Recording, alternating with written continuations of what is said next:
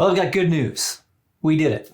We finished the Apostles' Creed series, 17 weeks of teaching on the Apostles' Creed. And I heard from many of you as to how wonderful and how helpful these teachings were for you. And I'm just so very grateful about that. I loved doing them, and I think it was just the right thing for us at just the right time. And if you haven't finished watching them all in your house churches, don't skip ahead, don't jump ahead, just keep working your way through sequentially and make sure you watch each of the videos in their order. I think you want to extract all the fruit out of those that you possibly can. But where we're going from here now is actually we're going to jump back into where we have normally been in our They Devoted Themselves teachings, and that is we're just returning back to the church calendar, the Revised Common Lectionary. Every week there are 4 scriptures that are assigned, and one of the teachers picks one of those scriptures and uses that as the basis of their teaching. And so for the remainder of this season until whenever it is the end of June, we're going to be using again the Revised Common Lectionary to guide our teaching. And I'm sure it's just going to be wonderful for all of us. So the Lord bless you, and here's our first teaching back in our regular They Devoted Themselves pattern. Bless you all.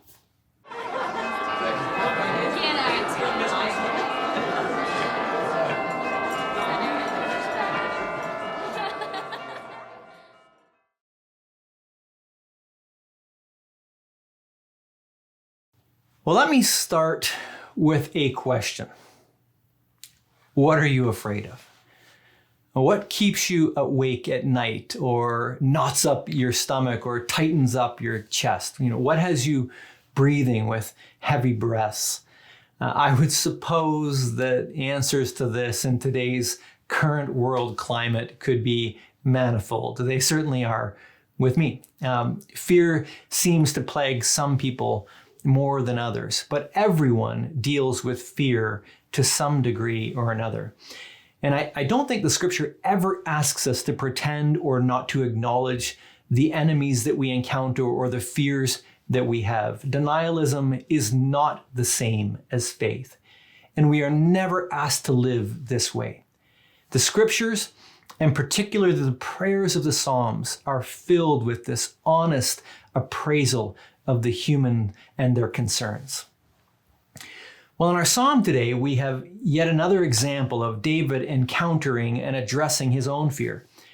In verse 1, he mentions fear twice, and then in verse 3, he raises it again. Now, what has him thinking about fear, we're not initially sure. In the opening verses, he mentions enemies that surround him and armies that besiege him and war breaking out against him, but the way that it's worded, we're unsure if he's speaking of a current lived reality or a hypothetical possibility. At the end of the psalm, though, you may have noticed, we do come to something that does appear to be a current experience. There, he says this: "Do not turn me over to the desires of my foes, for false witnesses rise up against me, spouting malicious accusations." It seems the people in his life are spreading falsehoods about him. They're bearing false witness against him, and their intent is malicious. And this is why David then is addressing his fear. I don't know, maybe you've been in a similar situation before in your life. Well, if you've studied the stories of David or the Psalms of David, you'll know that this is not unusual for the king. Yes, he was a man of great courage, as demonstrated in the very famous story of his battle with Goliath. But the Psalms reveal the other side of David. They expose what's going on the inside of him. And then they're beautiful because there we discover that he was often troubled by fear. And it makes sense that we read about this fear in the Psalms of all places. The Psalms are his prayer book.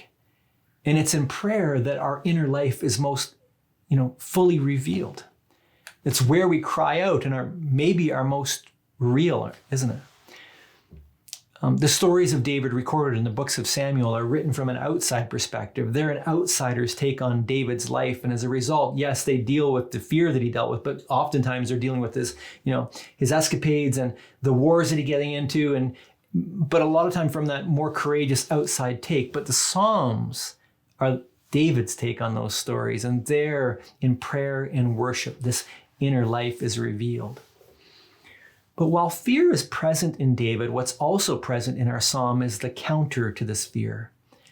David also has faith in God. His expressions of faith then balance out these expressions of fear. You listen again to how that psalm begins in full. He says this, "The Lord is my light and my salvation. Whom shall I fear? The Lord is the stronghold of my life. Of whom shall I be afraid?" Now, the thing is that this could be read in a couple of different ways. One perspective has more of a triumphalistic tone. And with this tone, we read these opening verses as if David is declaring he has no fear because the Lord is his salvation. It sounds like this: "I'm not afraid. It's all good. The Lord is my salvation. He's my stronghold." But there's another way that we could also read these opening lines as though David is addressing himself with this more faith-filled self-talk. The truth here in this reading is that he is afraid, and that's why he's praying. Nevertheless, at this moment, he is going to remind himself of what is true. And when we read it in that tone, it sounds more like this: "The Lord is my light and my salvation. I don't need to be afraid." You notice the difference that tone creates. The words remain unchanged, but our interpretation shifts. David is a human filled with emotions, and in this moment, he fears, yet it seems to me that in that fear, he then is also engaging in this moment of self-reflection and is responding to this real emotion with the truth that he knows that the Lord is his salvation. The Lord is his stronghold. And so he steps into the hypothetical, which I believe is what is happening in verses 2 and 3. He's envisioning that even amid war, he doesn't need to be afraid because the Lord is with him and will grant him the victory that he envisions. Now, this self-talk is also, it seems, how David then concludes the Psalms. It's like this envelope of faith going on. You listen again to what he says there. He says, "I remain confident of this. I will see the goodness of the Lord in the land of the living. Wait for the Lord. Be strong. Take heart and wait for the Lord." And you can hear him, can't you? It's like he's urging himself to be strong, to take heart, to wait on the Lord. So yes, fear is real. War and enemies and foes and false witnesses, all of these enemies are very much real. Now certainly some of our fears are more like the proverbial monster under the bed, but some are also very real and can bring harm to our well-being. But while these fears exist, our journey through the minefields of this fear is like David's, and we need to remind ourselves of who God is and the posture that we can have as we face these fears. Be strong. Take heart, my son, my daughter. Wait for the Lord. One way or the other, whatever may come, you will see the goodness of the Lord in the land of the living. That's the prayer of David in Psalm 27. But the question is, of course, how do we become these kinds of people? How do we train our hearts and minds not to be swept away with fear, but to have confidence in the Lord's presence with us? This, I think, is what we see in the middle of the psalm. In verse 4, amidst the fear and self-talk, David makes a request. Again, it's also filled with self-talk. "One thing I ask from the Lord, this only do I seek, that I may dwell in the house of the Lord all the days of my life, to gaze on the beauty of the Lord and to seek him in his temple." Amidst his fear, then, David orients himself toward God in worship. And when you read through the Psalms and encounter all of David's moments of fear, you discover that this is his constant posture. David, a man after God's own heart, is determined to seek God. Now, it might seem simple, but like David, this has been the only discipline that I have ever known that has genuinely managed to contain the fear that I have. I don't mean to be trite or belittling of the experiences of fear that some of you have, experiences that are at times debilitating for you. I'm simply offering that in these moments of fear, the only real pathway for me has been to join David in worship, to shut off the noise, to turn away the voices that bring me news of doom, and to enter into the temple of God to seek his face. And it's there in that place that I find my head being exalted beyond my enemies surrounding me. It's there that my heart gains rest. And practically, this worship usually looks like a walk in the forest with a sermon or a psalm in my ears, a voice that's guiding me toward God. Just this past week, for example, when this event took place in the White House and Zelensky and Trump were fighting each other, and I was concerned about all these beloved people that I love in the Ukraine, though I've never met them, but I prayed with them and prayed for them for years. And my heart was overwhelmed with fear on them. And I thought, I need to get out of here. And I went up into the forest, the top of Berkeley, and I hiked up in there and I prayed and I prayed and I prayed. And I listened to a song by Robin Mark called The Days of Elijah, an old hymn, or an old chorus, I guess. And it brought my heart comfort. Of course, our journey into maturity involves cultivating a whole life of worship and prayer, not just in the moments that we are overrun with fear.